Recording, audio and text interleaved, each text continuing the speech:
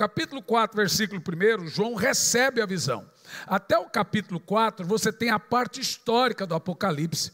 E o Apocalipse ele é dividido em 3 partes. A parte historicista, que é a parte que João estava vivendo. Ali ele estava exilado na ilha de Pátimo. Então o Senhor vem e fala: João, escreve as coisas que vês, as coisas que são, ou seja, agora, e as que serão depois dessas. Então o Apocalipse ele vive de 3 partes. As coisas que João estava vivendo no seu tempo, que vai até o capítulo, antes do capítulo 4, versículo 1, até o capítulo 3 inteiro, que vem as 3 igrejas da Ásia. Aquilo é literalmente a perseguição de 10 dias, quando Nero mata os cristãos e etc., Domiciano, e tudo isso vai até o final do capítulo 3. As coisas que João estava vivendo.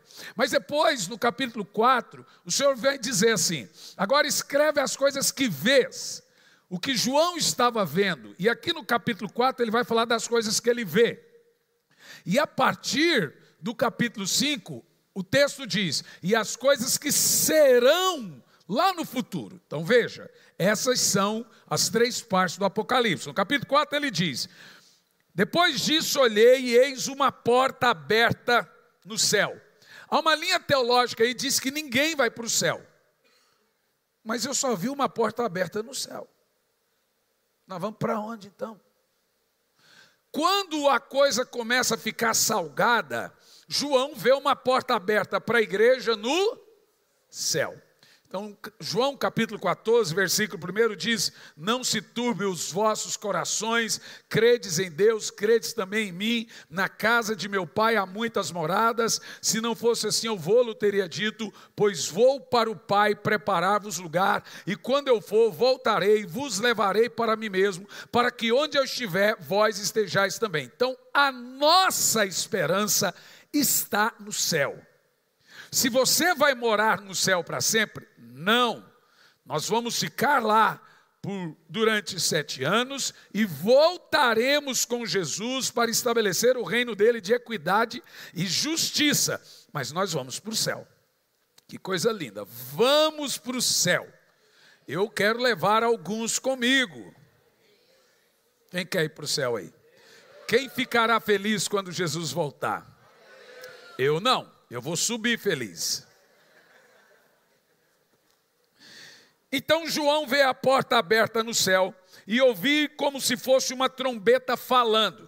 Toda vez que você vê o termo trombeta na Bíblia, é fala, é voz. Então é a voz. Quando fala as 7 trombetas, são 7 anjos falando. É o termo para trombeta. E diz assim, ó: aquele que tem ouvido, ouça o que o Espírito diz às igrejas. Aqui no versículo 21 do capítulo 3. Mas depois disso olhei e vi que estava aberta uma porta no céu, e a primeira voz que ouvi era como de uma trombeta falando comigo, e diz: vou te mostrar as coisas que vão acontecer após isso. Então, antes disso é tudo primeira era. Agora, depois disso é futuro. É aquilo que a gente chama de apocalipse futurístico. Isso está muito claro aqui no Apocalipse. No entanto, nós começamos o capítulo 5 assim, ó, verso 1. E vi o que estava sentado no trono, um livro, escrito por dentro e por fora, selado com 7 selos. Era o modelo dos pergaminhos. E os selos era a marca de um rei. Então ele pegava o anel ou uma moedinha e vinha e selava com a cera quente, mostrando que era dele, só ele tinha aquele selo. Aqui nesse livro, o selo do Rei dos Reis está ali, esse livro selado. Como que se abria? Você tinha que quebrar o selo de cera, você vinha e quebrava o selo. Os pergaminhos tinham 1. Esse livro do Senhor tem 7 selos. E aqui nós vamos entender em que fase estamos hoje. Senhoras e senhores, preste muita atenção. São 7 selos. O retorno de Cristo, ou a grande tribulação, é a partir do 6º selo. E o retorno de Cristo na 7ª trombeta. No 7º selo, Quando abre os 7 selos, começa a tocar as 7 trombetas. Jesus volta literalmente na 7ª trombeta, entendeu? 6 selos. No 7º selo, começa a tocar 7 trombetas. Na 7ª trombeta, Jesus volta. Onde começa os 7 anos de grande tribulação? No 6º selo. Já vamos ver isso. Então, em que fase nós estamos agora? Isso é muito poderoso. Vamos aqui no capítulo 5, versículo 1. Vi à direita do que estava sentado no trono um livro escrito por dentro e por fora, selado com 7 selos. Começa no capítulo 5 a narrativa desse livro com 7 selos. No capítulo 6 vai falar detalhadamente de cada selo. E assim, é para não deixar dúvida nenhuma da fase que a igreja vive hoje, qual dela nós encontramos e o que vem adiante dentro do plano apocalíptico e profético que nós temos aí nos próximos dias. Capítulo 6, versículo 1. Vi quando o cordeiro abriu um dos selos. Então ele começa a quebrar os selos. A ideia é o seguinte: o cordeiro e o leão é a mesma pessoa. Morreu como cordeiro, voltará como leão. Mas quem abre os selos é o cordeiro. Quem toca as trombetas é o leão. Ele brada, ele é o leão, o rugido. Mas é ele que abre os selos. Veja, o cordeiro é digno de abrir os selos. A personalidade humana do Senhor. A personalidade divina, 100% homem, 100% Deus, o leão. Percebe ou não? Legal isso, né? A partir do verso 1, e vi que o cordeiro abriu um dos selos, e vi como se fosse um barulho de trovão, e um dos 4 animais dizendo, vem e vê. Verso 2, começa a abertura dos selos. E os 4 primeiros selos conhecidamente, todo mundo sabe, é quando começa a cavalgar 4 cavalos. Já falei sobre os 4 cavaleiros do Apocalipse, e alguém pode dizer, mas eles só não vão cavalgar na tribulação? Também, mas eles já estão cavalgando. Sério, pastor, os cavaleiros do Apocalipse já estão cavalgando, na realidade já estão galopando. Então aí que é um ponto interessante, vamos ver isso. E se você pegar Mateus 24, sobre o princípio de dores, vai casar muito com essa abertura dos selos. Tremores de guerra, terremotos, perseguição aos cristãos, tem muito a ver com esse texto aqui. Diz assim, ó. E vi, eis que um cavalo branco, que nele estava sentado, um cavalo branco, e o que nele estava sentado tinha um arco. É importante que tem gente que confunde esse cavalo branco, que alguém que está em cima dele, que também está vestido de branco, confunde ele com Cristo. Mas na realidade Jesus vai vir num cavalo branco, mas ele não tem um arco, ele tem uma espada. E ele não está vestido de branco, Jesus está vestido de uma veste vermelha, que não é mas é salpicada de sangue. Quando a gente fala de veste vermelha, eu estou querendo dizer que essa veste é vermelha, porque Jesus estará vestido, diferente dos anjos e dos santos, com uma veste que ele está guardada, representando todos os mártires. Então Jesus não voltará vestido de branco. Agora, então, quem é esse cavalo branco? E quem está sentado sobre ele tem um arco. Diz o texto aqui, ele saiu vencendo e para vencer. Não diz que ele vai vencer. Esse cavalo branco representa uma ideia e uma pessoa. Quando a Bíblia Sagrada fala do anticristo, ela fala do espírito do anticristo, que ela também fala da operação do erro, mas ela também fala da pessoa do anticristo. O espírito do anticristo é diferente da pessoa do anticristo, apesar de ser o espírito do engano. O anticristo é aquele que faz oposição a Cristo. O apóstolo Paulo diz que ele já estava em operação naquela época. É o espírito da mentira, do engano. De acordo com Romanos capítulo 1, a partir do versículo 18, do céu se manifesta a ira de Deus sobre toda impiedade, toda injustiça do homem, daquele que detém a verdade, troca a verdade pela mentira, confunde. Então, o apóstolo Paulo chama isso de operação do erro. É aquele que inverte a verdade e troca ela. Você pensa que é verdade, mas é mentira. E essa operação do erro é uma disposição mental ideológica. E isso Paulo fala que vem do greco-romantismo. A cultura que vem desde a época dele, você sabe, explode de uma maneira terrível na Revolução Francesa e cultura o mundo com toda a anarquia e pensamento diabólico, hedonista, o mais existente possível. Na época de Paulo já existe. Precisa entender que quando Paulo escreve a maioria das suas cartas, ele está morando em Sencreia, 16 quilômetros de Corinto, principalmente a carta aos Romanos não é bem aos Romanos. Ele escreve a carta aos Romanos, mas com a cultura que ele conhecia dos Corintos, greca, ou da Grécia. Então ele está de frente à estátua de Apolo, e é baseado naquela cultura greco-romana que ele escreve. E a estátua de Apolo era o símbolo da masculinidade, ou o contrário disso. E aí agora o apóstolo Paulo, nos ensinando essa questão cultural, ele deixa claro uma coisa: o espírito do anticristo já está em ação.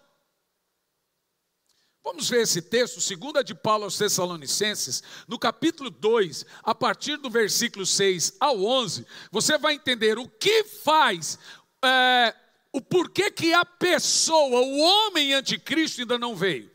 E o diabo vem treinando o mundo para a figura do anticristo. Vem muitos anticristos no mundo. Então, o próprio texto diz, há muitos anticristos.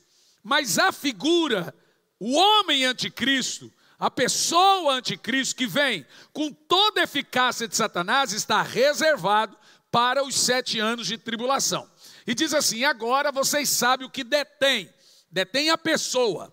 Agora ele fala sobre a pessoa e o espírito, para que ele seja revelado ao seu tempo.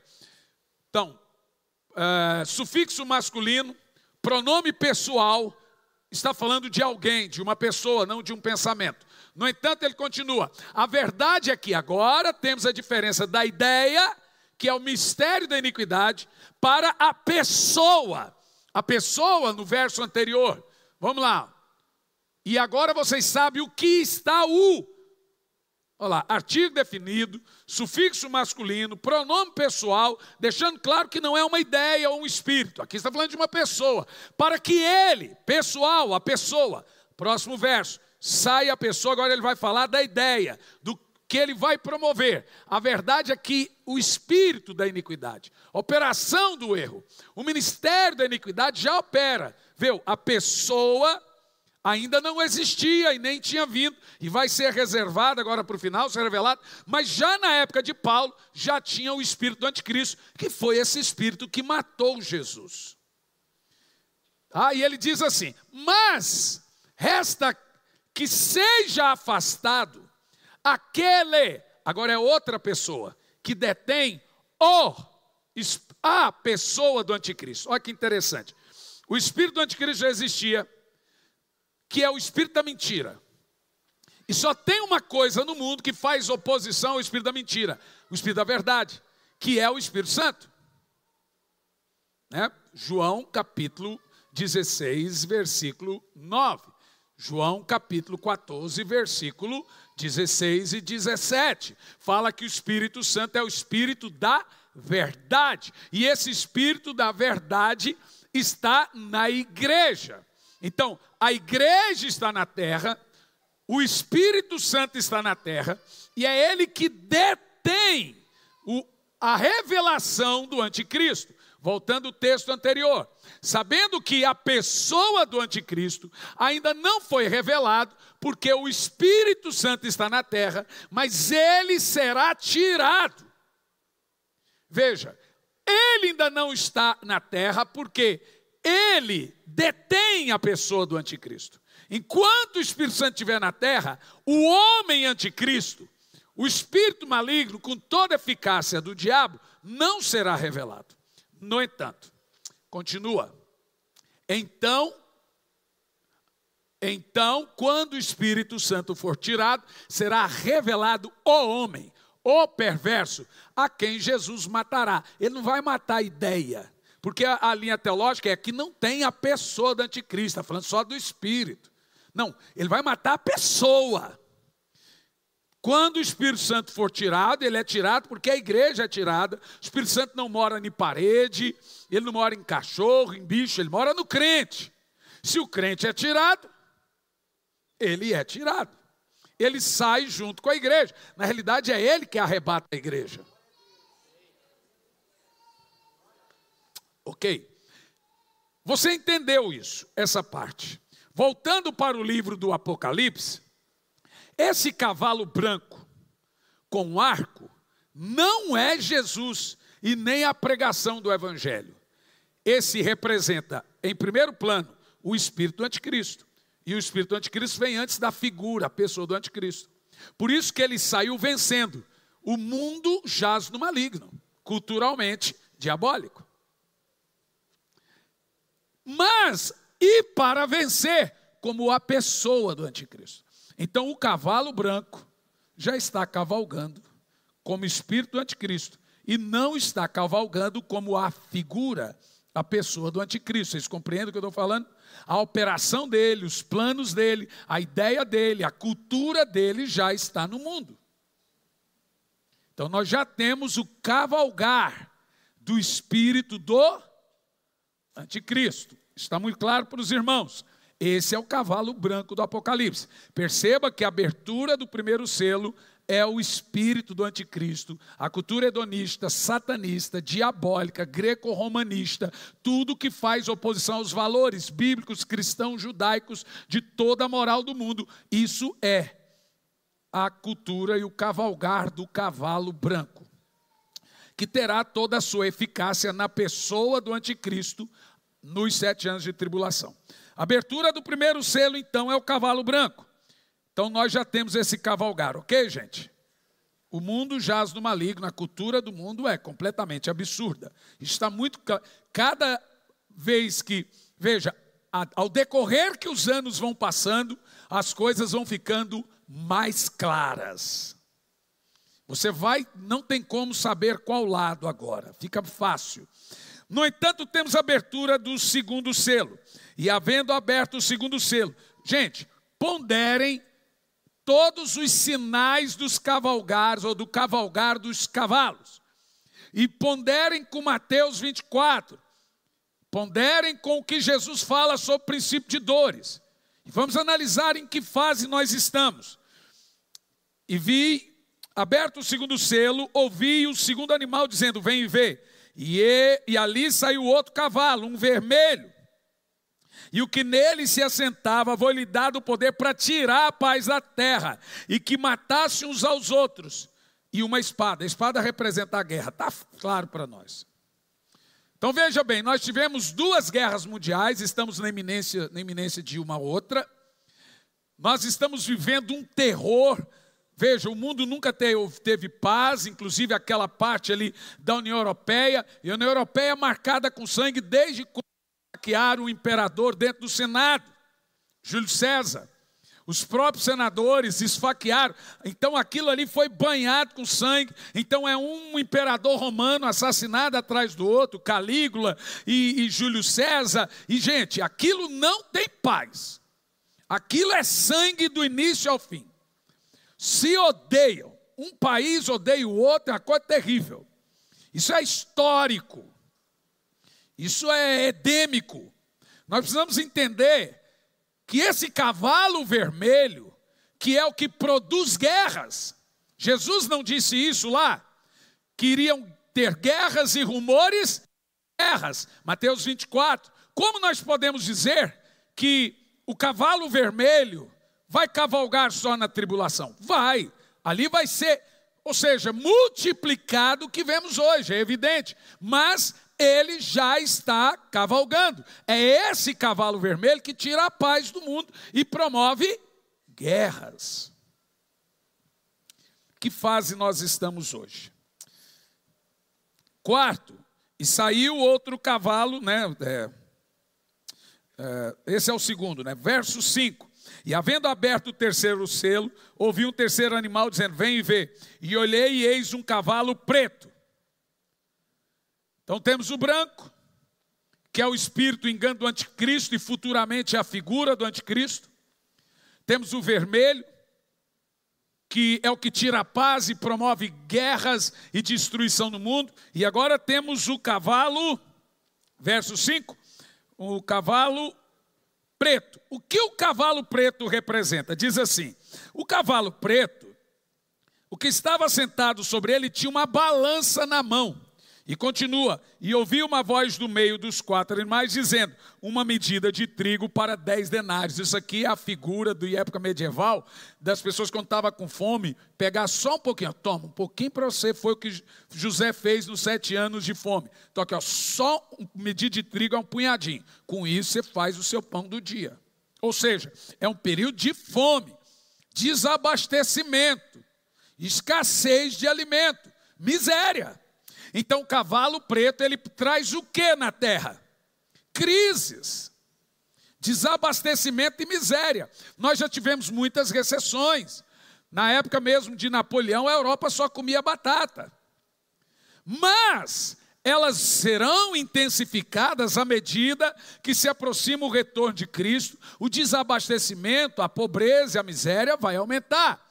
Hoje nós temos no mundo, desde a pandemia, ela atenuou esse negócio. Então nós hoje, antigamente era 13% do mundo passava fome, agora são 28%. Na realidade o mundo não tem comida para todo mundo. Não há alimento para o mundo todo. Com quase 8 bilhões de habitantes, não tem alimento para todo mundo. Essa é que é a verdade. O cavalo preto é o que destrói. E aqui é interessante que diz assim, que ele tem autoridade para trazer recessões financeiras, para trazer desabastecimento, para quebrar os países, quebrar as economias dos países e fazer com que tudo seja contadinho e sob medida. Senhoras e senhores, Jesus usou esse termo lá em Mateus 24, falando: e haverá fome. Se você pega o cavalgar dos cavaleiros e casa eles com Mateus 24, não tenho tempo aqui, mas você deve tê-lo em casa. Você vai perceber que nós estamos exatamente nas fases que Jesus chama de dores de parto, princípio de dores, que ele usa como exemplo. A mulher grávida presta a dar luz, gemendo com dor de parto, próxima da luz, e os sinais são as guerras, os sinais são a fome. E existe um outro sinal aqui no próximo cavalo, verso 6, verso 7. E havendo aberto o quarto selo, são 7 selos, no 7º selo, 7 trombetas. Nós estamos nos selos. E havendo aberto o quarto selo, ouvi a voz do quarto animal dizendo: vem ver. E olhei e eis um cavalo pálido. A palavra pálido ali a gente chama de cavalo amarelo, mas na realidade não é bem amarelo. É aquele cavalo pálido de quando a pessoa está morta. É a cor de uma pessoa morta, meio amarelada. Por isso que aqui nessa versão King James usa o termo certo, pálido. Pessoa amarela. Não é esse amarelo ali, igual o Zeca está vestido. É mais, vai parecer com a cor dessa cadeira aí. Eu não sei se eu estou daltônico, mas é uma cor sem sangue. Cavalo pálido. E aqui que está um negócio interessante. Quando eu assisti, um camarada perguntou: por que sua igreja é preta? O preto representa a morte. Eu falei: e a sua que é amarela?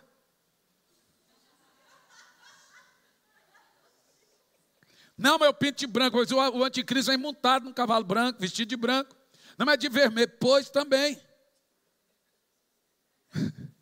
Me diga qual cor é espiritual que eu pinto, irmão. Parou de falar, não quis mais conversa comigo. Você é besta.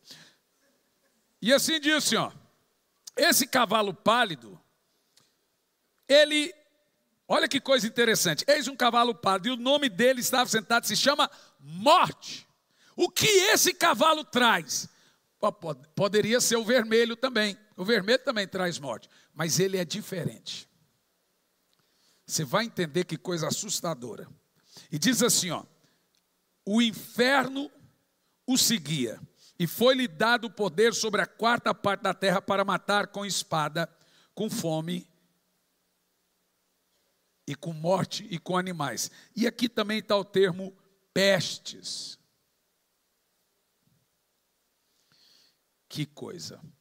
Esse cavalo amarelo, ele é o responsável pelo coronavírus,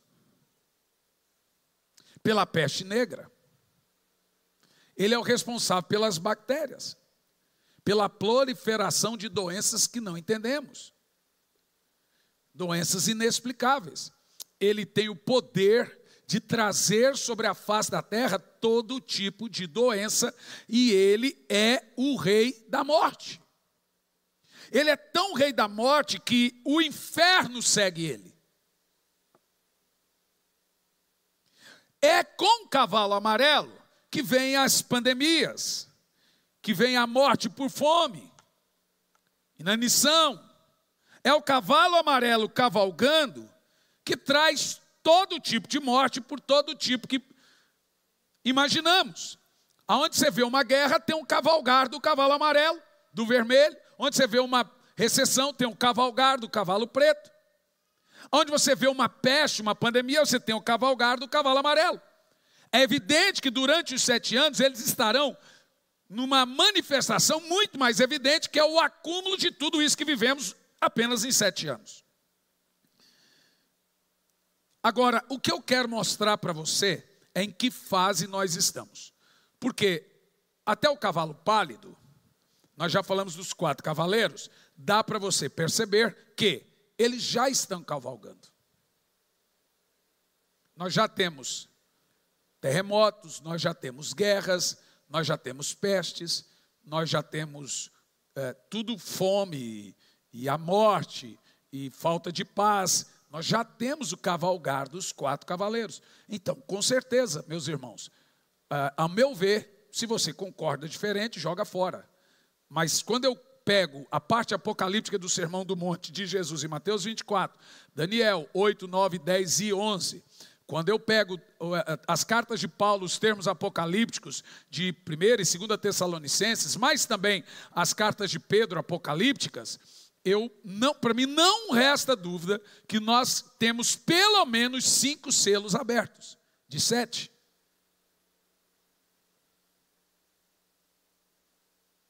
Vou te mostrar isso aqui. Abertura do 5º selo. Quando ele abriu o 5º selo. Aqui que é uma coisa fantástica. Vi debaixo do altar as almas dos mortos. Aqui o 5º selo mostra a perseguição aos cristãos. Olha que coisa. Os 4 selos são os cavalos do Apocalipse.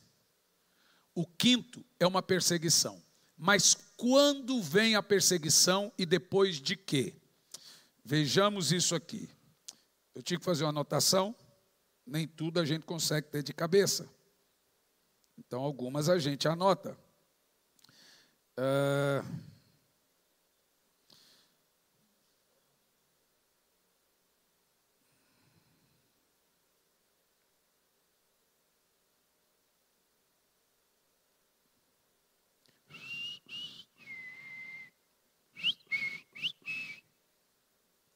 Esse é o sabiá, né?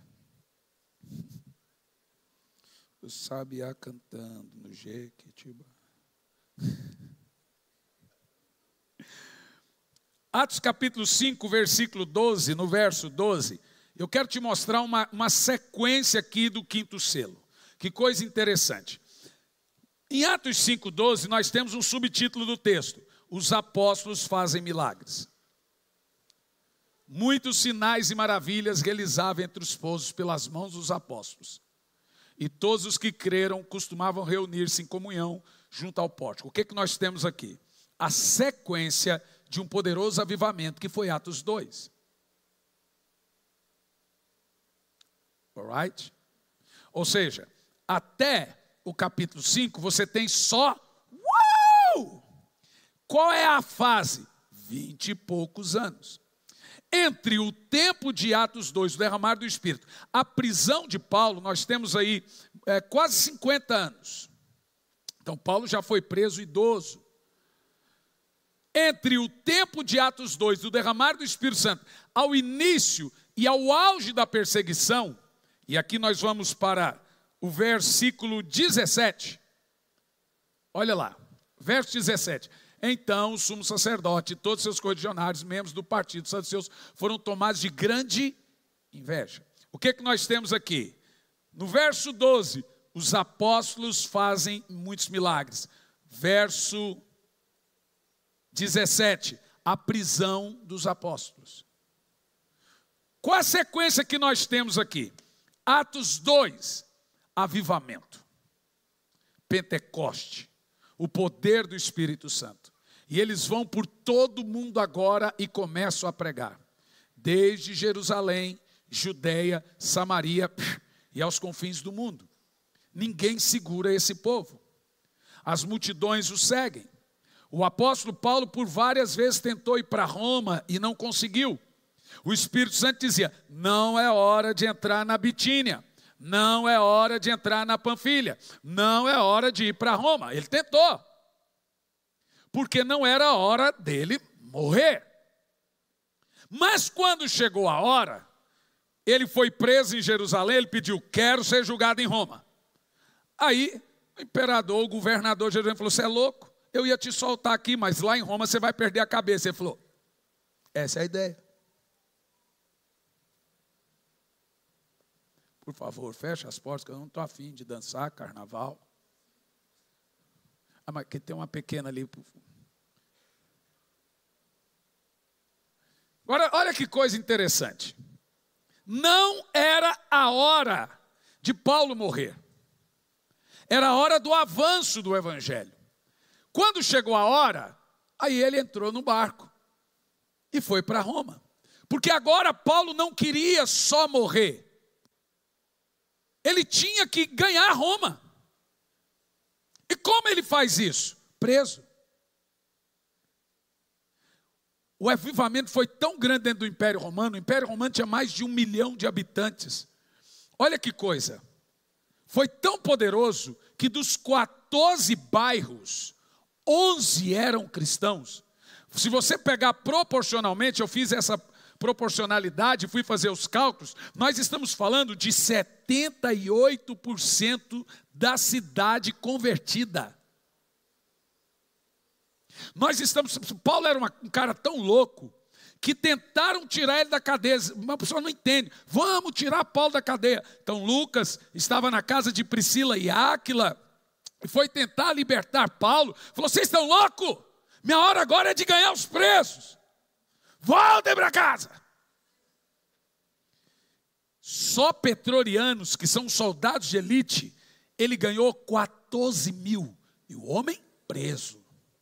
A coisa foi tão poderosa em Roma que a saudação das cartas era o seguinte: todos os santos vos saúdam. Paulo dizia, inclusive os de dentro do palácio da casa de César. De quem que ele está falando? Ele está falando dos soldados, ele está falando dos aristocratas e ele está falando dos escravos.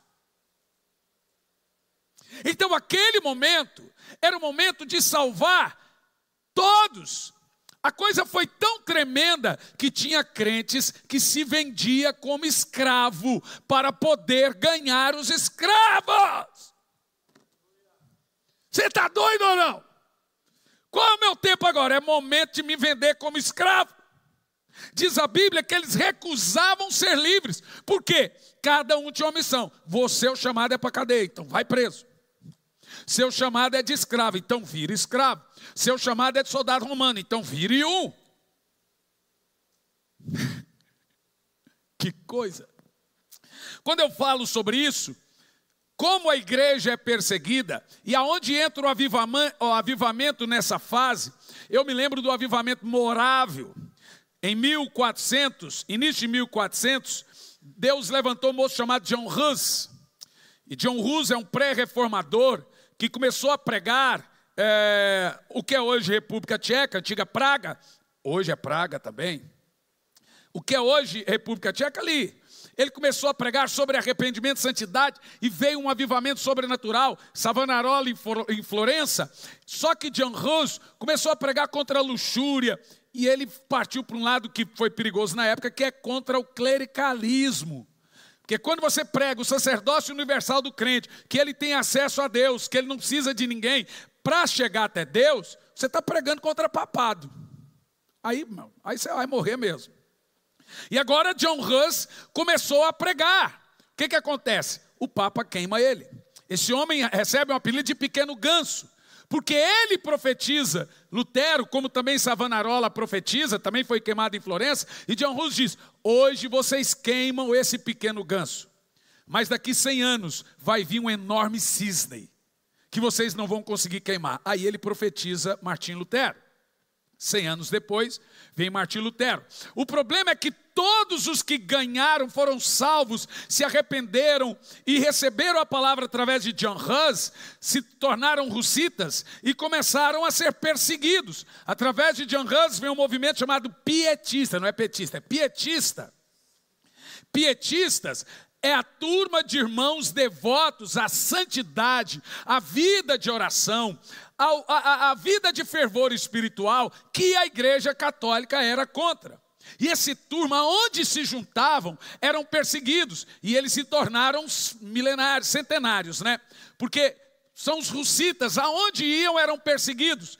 Detalhe, quando eles chegam ali no norte da Alemanha, o que era antigamente Bavária, que é hoje Bavária, antigamente era Morávia, eles fugindo das inquisições e sendo queimados e assassinados, um conde chamado Conde Zinzeldorf, ele dá um pedaço de sua fazenda muito grande para esses russitas viverem em comunidade por causa da perseguição. Agora já estamos falando de 1700, pós-reforma. Nesse período pós-reforma, a igreja recebeu muita doutrina com a reforma, mas não recebeu fervor, e ela esfriou completamente. Esses russitas encontram descanso na fazenda do conde Zinzeldorf. Zinzeldorf já tem uma outra linhagem, ele é da linhagem pietista, crê na oração, crê na santificação, crê na busca por Deus. E aí o problema é que você junta ali esses russitas, eles eram crentes de tudo que é tipo igreja. Anabatista, presbiteriano, luterano, então cada um tinha um jeito de crer. Imagina a confusão que foi. Começaram a construir e viver suas comunidades, a coisa era tão grave entre os morávios, que um terminava o culto e ia para a porta da igreja do outro xingar o outro de herege. É mais ou menos o que a gente faz no Facebook hoje. É ou não é? Jogava pedra, seu herege, você vai para o inferno. E aquilo foi entristecendo tanto o coração de Zinzeldorf. E Zinzeldorf começou um período de oração, de madrugada, falando, Senhor, eu dei a terra para esses crentes, mas eles vivem brigando. Eles não se dão. Que raio de crentaiada é essa que serve a Deus? E assim, é o tal do roubar membro do outro. O tal de falar mal da igreja do outro. Isso que era uma comunidade pequena.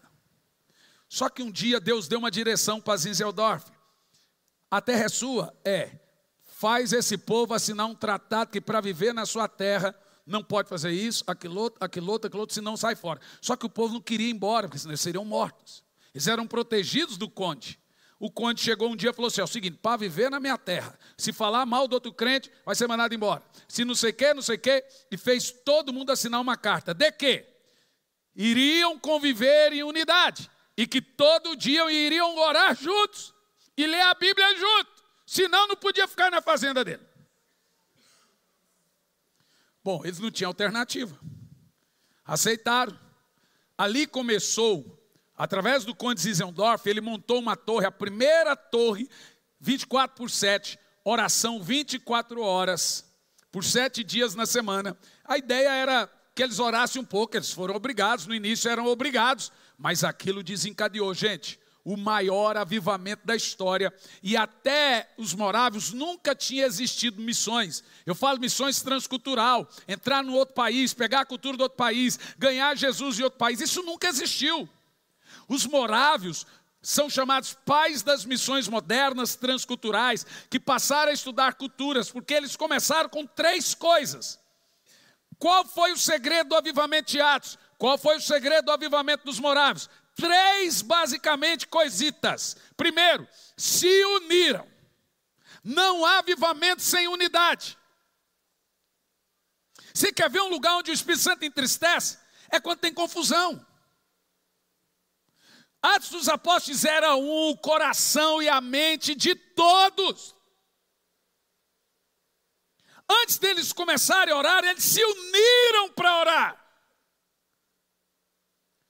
Então hoje você tem avivamento da Assembleia, avivamento da Batista, avivamento da Quadrangular, cada um tem um avivamento à la carte. Não, aqui na minha igreja o avivamento é assim, eu quero X tudo, mas não gosto de milho.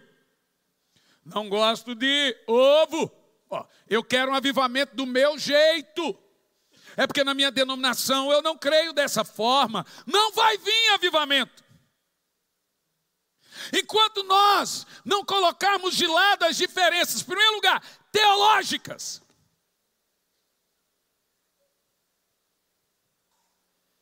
Estava pregando em Porto Alegre, veio uns irmãos. Pastor, agora, eu amo tanto ouvir alguns pregadores, mas eu estava ouvindo o pastor David Show, e a minha igreja crê diferente do pastor Show. Será que ele é salvo? Irmão, eu queria avançar na mulher. Eu falei, você está falando do cara que ganhou a Coreia do Sul praticamente inteira para Jesus, só a igreja dele 1,5 milhão de almas, um cara que orava mais de 5, 6 horas por dia, e você já ganhou quantas almas? Talvez, meu filho. Eu falei assim, como você chegou à conclusão de que você pode julgar se pastor Show é salvo ou não? É porque você tem uma ideia teológica, filosófica disso. Você sabe, o avivamento não vai vir.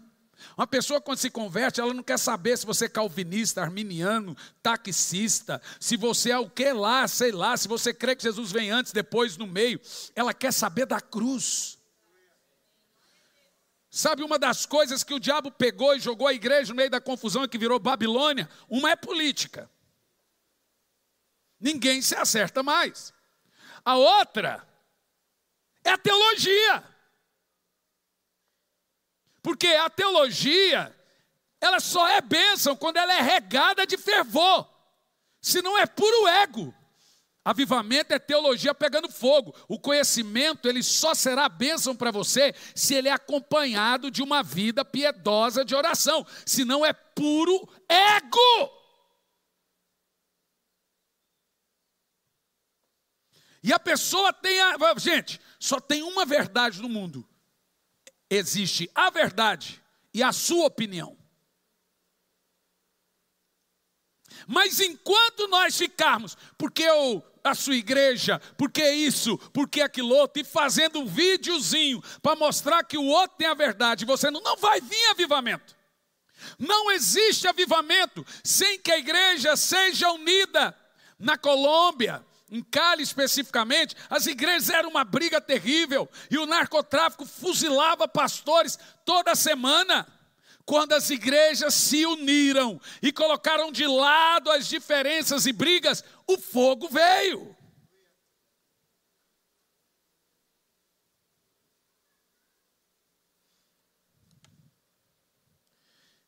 Por que nós pensamos que a minha fé é superior à do outro? Porque eu creio assim, é muito... Irmão, você consegue imaginar um orgulhoso orando? Senhor, eu me agradeço. Preciso de mim. Quão grande és mim. Quão grande sou eu. O cara arrota em línguas. Eu consigo ver que tipo de oração faz um orgulhoso. Eu sei. Ele começa com justiça própria. Senhor, fulano fez, fulano fez, fulano fez. Lembra do cara? Obrigado que eu não sou pecador como ele. Essa é a oração do orgulhoso. Quando você começa a perceber aqui, vamos entender o segredo para o avivamento moraviano e o segredo para o avivamento de Atos e de todos os avivamentos. Começa com deixar de lado as diferenças. Esse é só o início, porque unidade é diferente de uniformidade. Uniformidade é todo mundo vestir um uniforme, uma farda. Isso não é unidade. A unidade também ela tem regras. Não vou falar sobre isso, mas a igreja tem que saber com quem ela faz unidade e com quem ela não pode fazer. Você não pode ter unidade, por exemplo, com quem é idólatra. Unidade com quem ama o pecado. Paulo diz a esse nem saudeis. Com crente que conhece a verdade, mas prefere viver a prática da injustiça. Esse você não tem unidade. Você tem unidade com os irmãos que professam a mesma fé, creem no mesmo Cristo, servem o mesmo Deus. Mas eu não vou falar sobre o quesito unidade agora, porque há situações que a Bíblia diz que você não pode ter unidade. No entanto, não é só unidade. Não é só a igreja se unir. Eu acho bonito esse movimento agora. Mas será que quando passar a política vão continuar orando e jejuando e buscando assim? Será que eu gostaria muito que a igreja se esforçasse buscando por avivamento, igual ela está esforçada agora? Aí o negócio funcionaria. Se ela usar da mesma força, o mesmo esforço, meu Deus do céu. Se unir do jeito que está, maravilha. E tem que se unir mesmo. Não estou questionando a fato de unir. Eu quero dizer o seguinte: vamos nos unir também para buscar avivamento e salvar pessoas da mesma forma? Porque aparentemente agora todos estão falando a mesma língua e deixar de lado as diferenças. Entenderam? Vocês entendem o que eu estou falando? Quem entende o que eu estou falando aí? Em prol de um bem comum, ninguém quer nem saber a teologia do outro. Maravilha, bacana. É assim mesmo.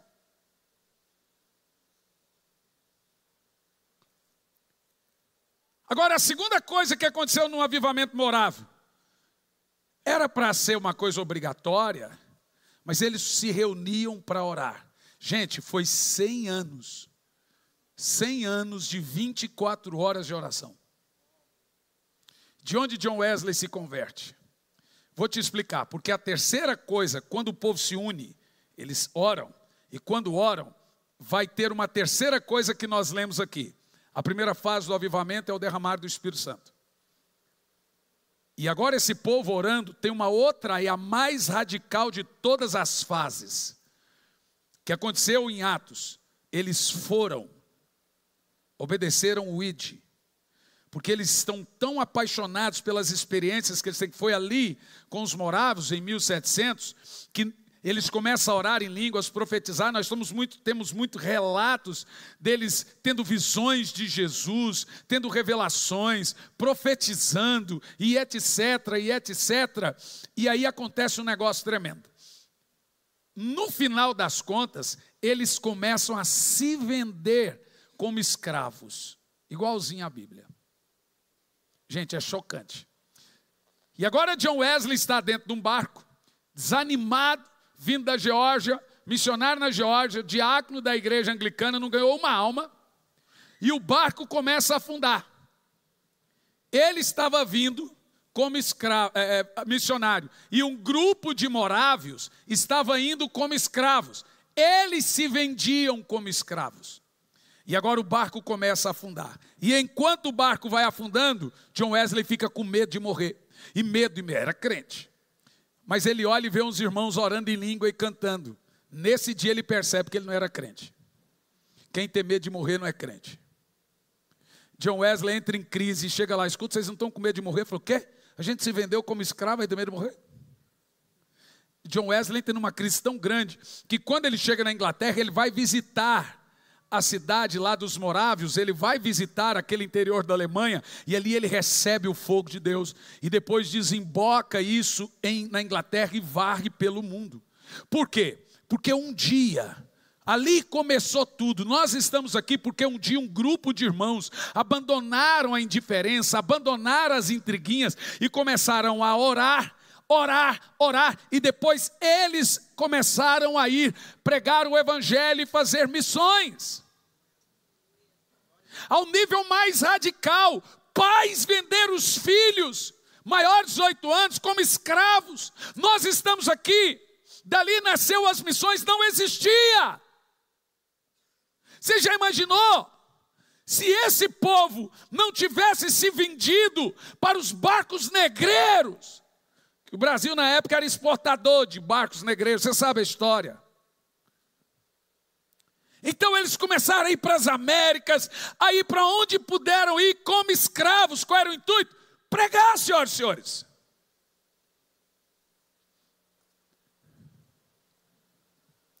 Hoje eu penso como a igreja reage.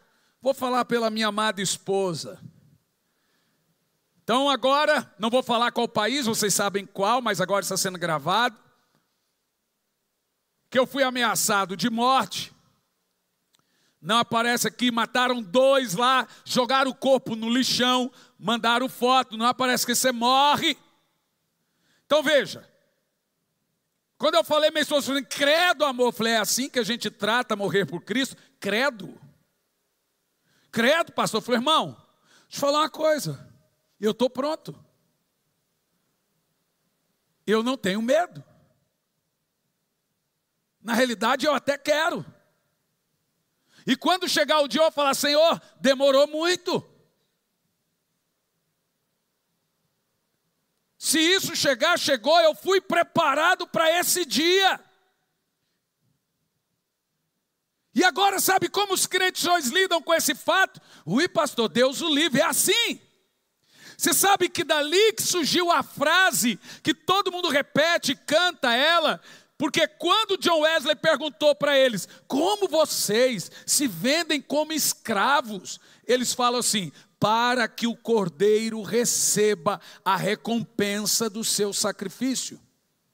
É nesse contexto que o sal é tempero do mundo. Jesus deixou claro que se a igreja não for perseguida, se não tiver mártire, o sal para nada presta. É isso, pastor, quer ser sal do mundo? É. Ele diz, bem-aventurados sois vós, quando vos perseguirem. Então a perseguição ela tem muitos níveis. Primeiro nível de difamação, disserem todo mal contra vós. Ou caluniando, tem também um nível psicológico. Mas tem um nível mais radical, que é o nível de matar mesmo. Gente, essa perseguição nós já temos. Nós não temos aqui, é o nível radical, de matar o cara por amor a Cristo. Mas nós já temos a perseguição filosófica, a zombaria, o escarnecimento. Isso aí tem desde do colégio. Lá na escola dizia, ô crentinho, aleluia, farinha no prato, bolo na cuia. E lá vai um crente. Você vê isso na televisão, você vê no escárnio, brincando com Jesus. Então já existe a perseguição filosófica, ideológica, a perseguição de escárnio, mas ela tem um nível mais terrível. A Bíblia diz, chegará o dia em que as pessoas irão matar vocês, pensando estar fazendo um favor a Deus. Todo muçulmano crê nisso, ele pensa estar fazendo um favor a Deus. Então escute bem o que eu estou lhe dizendo, escute bem. Guarde, para você nunca mais esquecer, você e os milhares que nos assistem. A perseguição começou na Ásia, como o Evangelho. O Evangelho corre mais que a perseguição.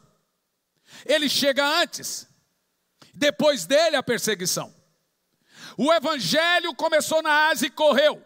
Depois veio a perseguição começou na Ásia e correu.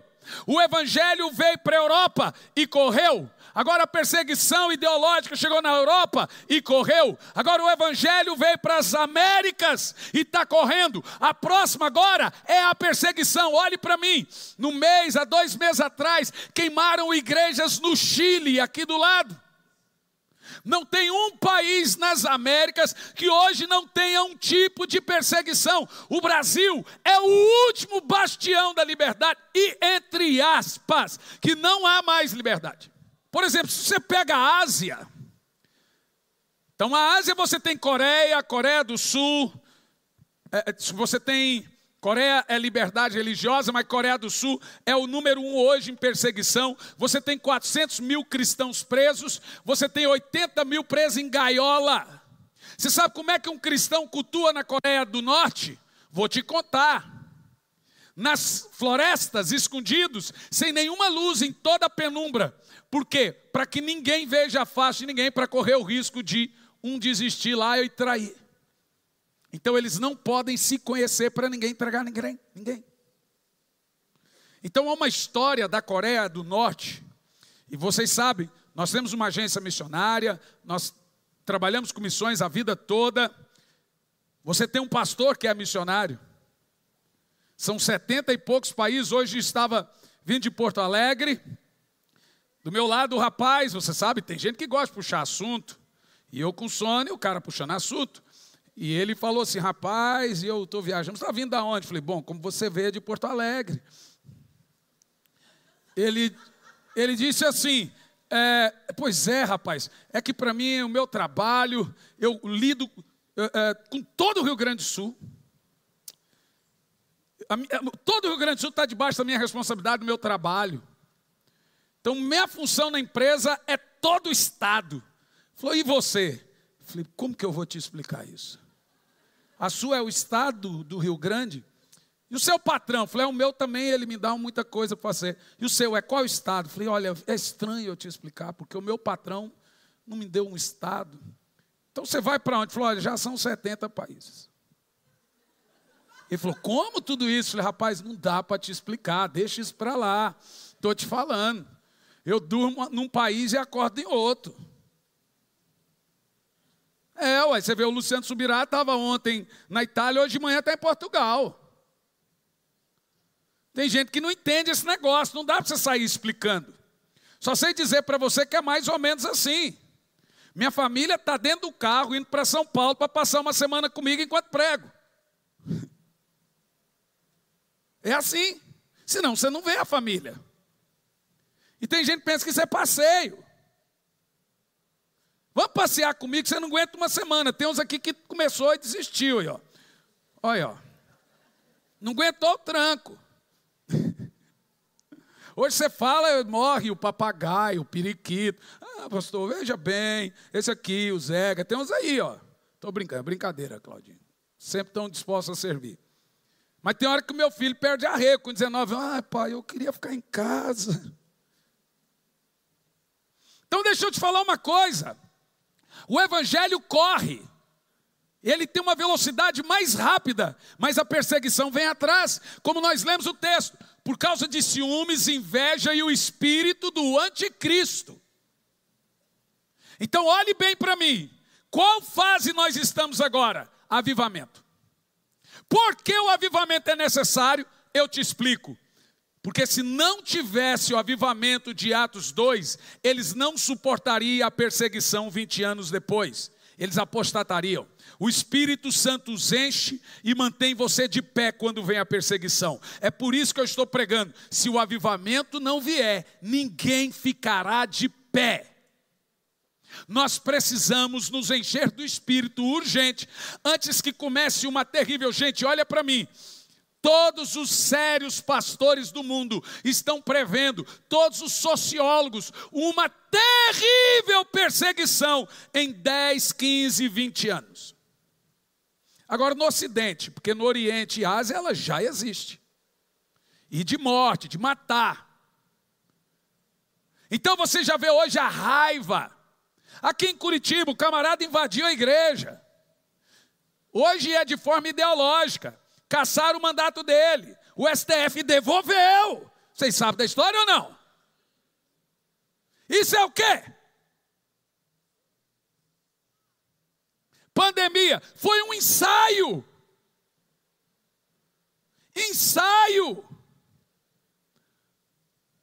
As pessoas não entendem que o espírito do anticristo já está em ação. Ou você busca Deus agora e se enche de Deus agora, ou você não vai ficar de pé. Essa frieza espiritual sua tem um nome daqui 10 anos: apostasia.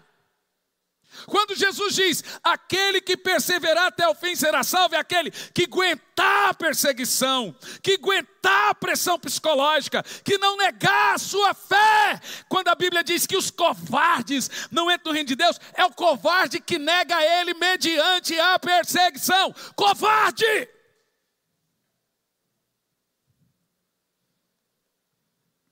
Ser fiel até a... Ser fiel até a... Então seja honesto. Quem não está pronto para morrer por Cristo hoje é porque não está vivendo com Ele. você tem uma experiência religiosa e não com Deus. Se você não aguenta suportar um copinho de cachaça, sair da cama para vir num culto, você acha que você vai aguentar um tapa? Você não consegue resistir ao pecado, vai resistir perseguição?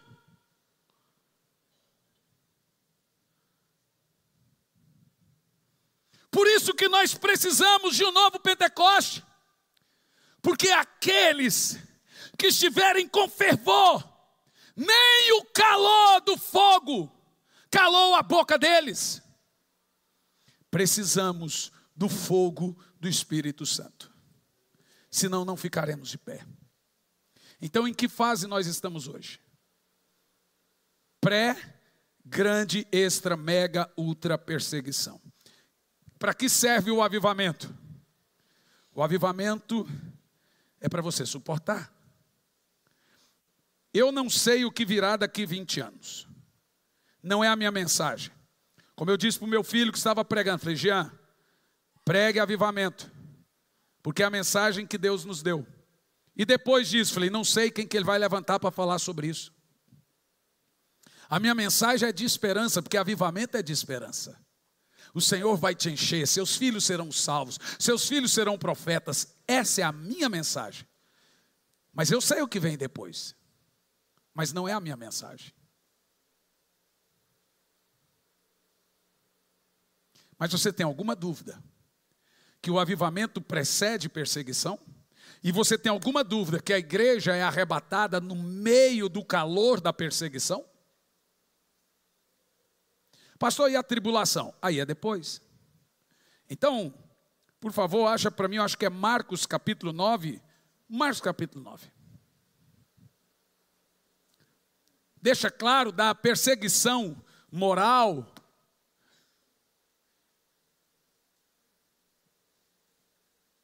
Marcos 9 alguma coisa, Jairo, vê para mim. Quando a Bíblia diz, bem-aventurados sois vós, quando disserem todo mal contra vós, vos perseguirão, o pai entregará o filho, vocês serão levados ante os governadores, por causa da minha causa. Começa aquela perseguição,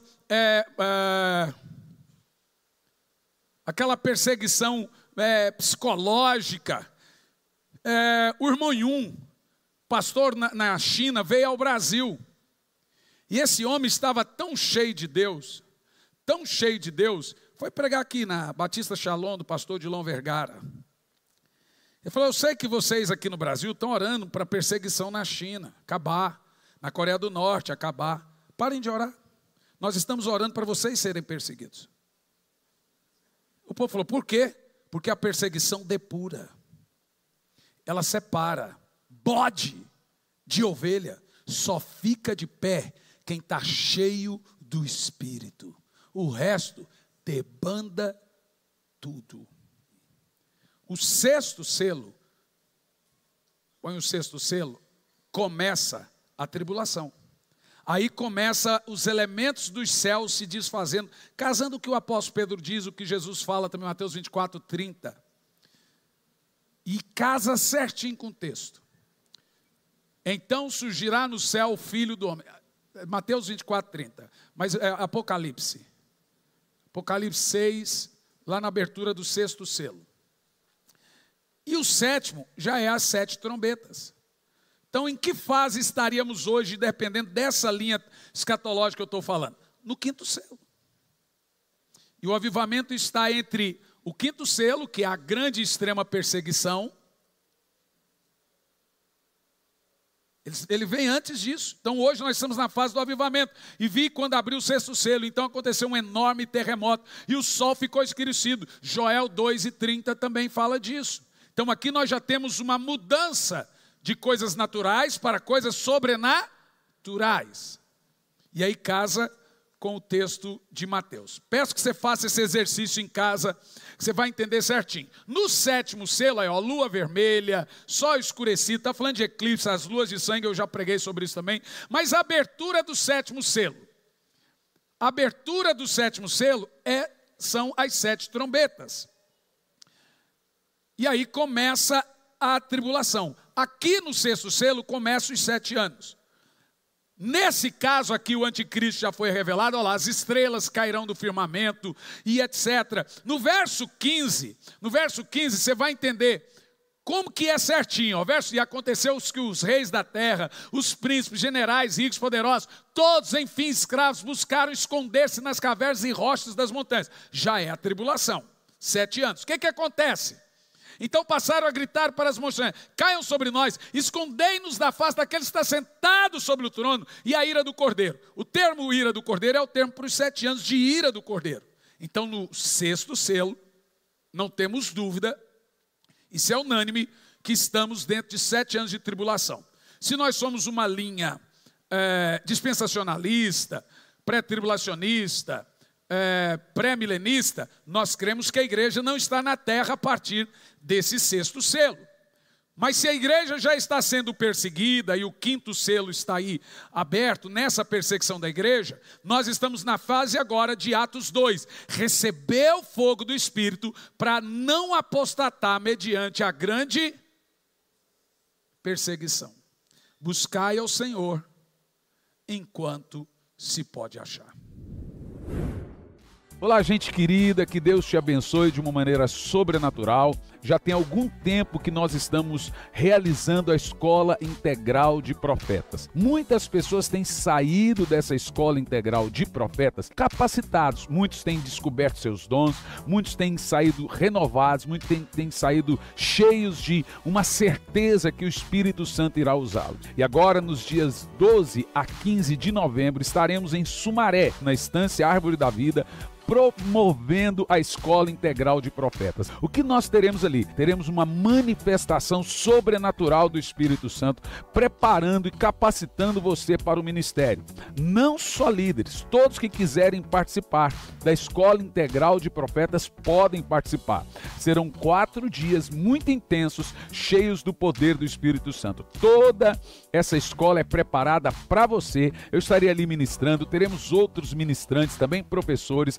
Teremos vários ensinos, várias matérias que preparam você para o ministério. A inscrição é pelo meu site, hernanesantos.org, e ali você vai fazer a sua inscrição. Tem vários tipos de inscrição, desde o alojamento a um apartamento. Olha, eu não quero ficar em alojamento, eu quero ficar sozinho dentro de um apartamento. Você tem essa modalidade também. Foque no que Deus vai lhe dar, no que Deus vai dar a você, na capacitação, naquilo que você vai aprender, naquilo que você vai ouvir. Serão dias sobrenaturais do poder de Deus. Você é o meu convidado, te aguardo lá.